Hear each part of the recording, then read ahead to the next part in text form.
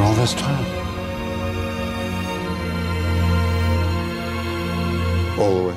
Recalling one of the most iconic moments that imprinted the actor as Severus Snape, it is clear there is no better fit than Alan Rickman. So how come Alan was almost replaced?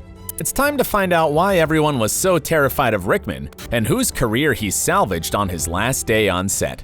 Rickman knew the finale the whole time?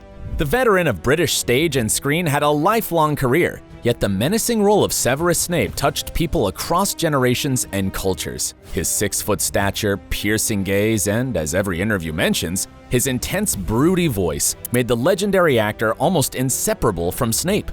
Can you believe the iconic actor almost didn't make it to the final installment? The truth is, playing an unchanged costume made Rickman want to leave the franchise. Now that required J.K. Rowling to strategically give away just enough of a clue about Snape's future to make Alan want to stay.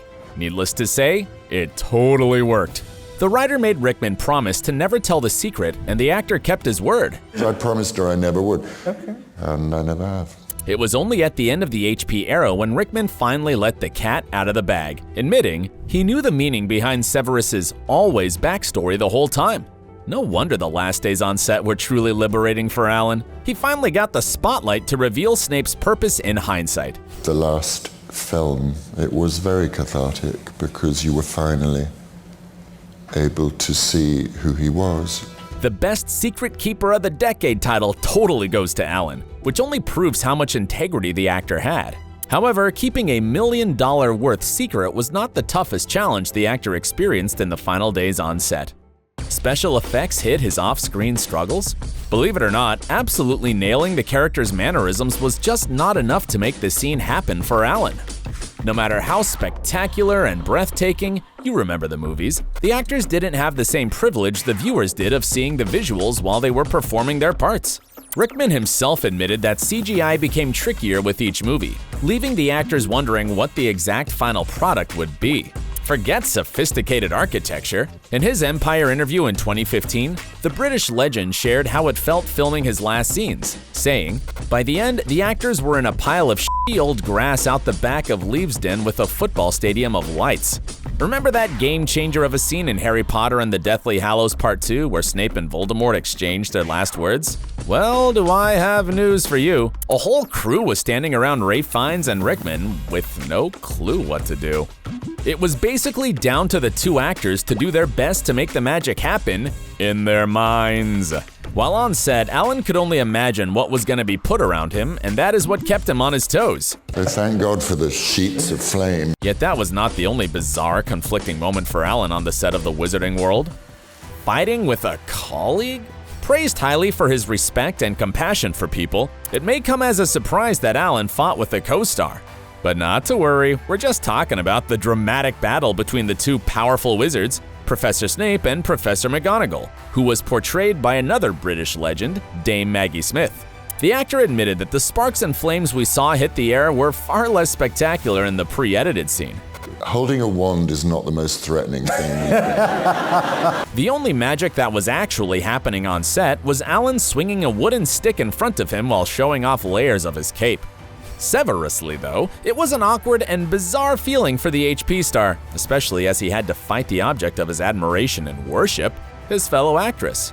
Rickman stated that Smith had been an honored friend of his for decades prior to the franchise, and the scariest thing for Alan in the scene was actually Smith's arching eyebrow. Interestingly, the cast revealed that Alan himself was the one who frightened people the most.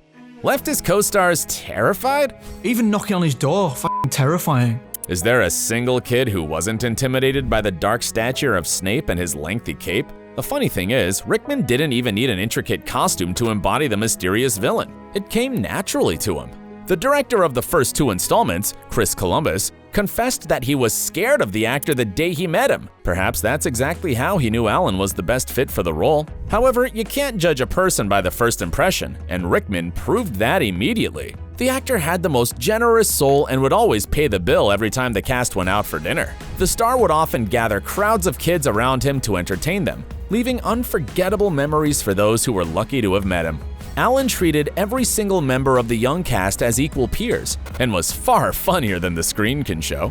On one occasion, Rickman became inseparable from his iPod with the help of Oliver Phelps, who played George, and Ivana Lynch, aka Luna. Now you can wonder whether in between scenes of the Deathly Hallows, Alan was actually jamming to his latest tunes recommended by these two. The opposite of intimidating, Rickman was all about warmth, and all those emotional feelings came out on the last day of the shoot, passing on wisdom upon leaving. It's time to say goodbye to two of your finest Defence Against the Dark Arts teachers. That is Alan and David Thewlis' last day on Harry Potter.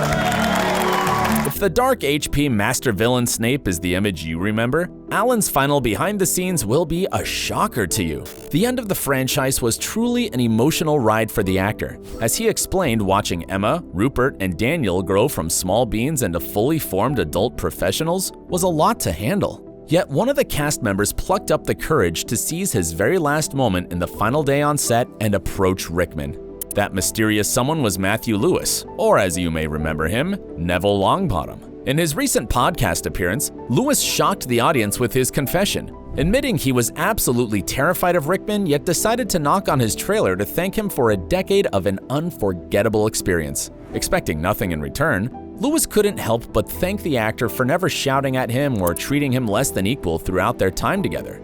To Matthew's surprise, Rickman had no intention of letting him go so easily. In turn, the star offered Lewis a cup of tea and a whole mentoring session. Alan spent ages chatting with the young actor about drama schools, how to grow a thick skin, future career options, and theater as an option. The all creatures great and small actor left knowing his life would never be the same. He took that conversation close to his heart, saying it defined his career greatly. I'm so glad I did that. I wish I'd done it 5 years earlier, you know what I mean? Never out of character in the post-Potter life. While there could be anybody else to play Snape, Alan did not just play it, he lived it. And Daniel Radcliffe's post-Potter life story is evidence of that. The way Severus looked after Harry Potter very much resembles how Alan cared about Daniel Radcliffe in real life.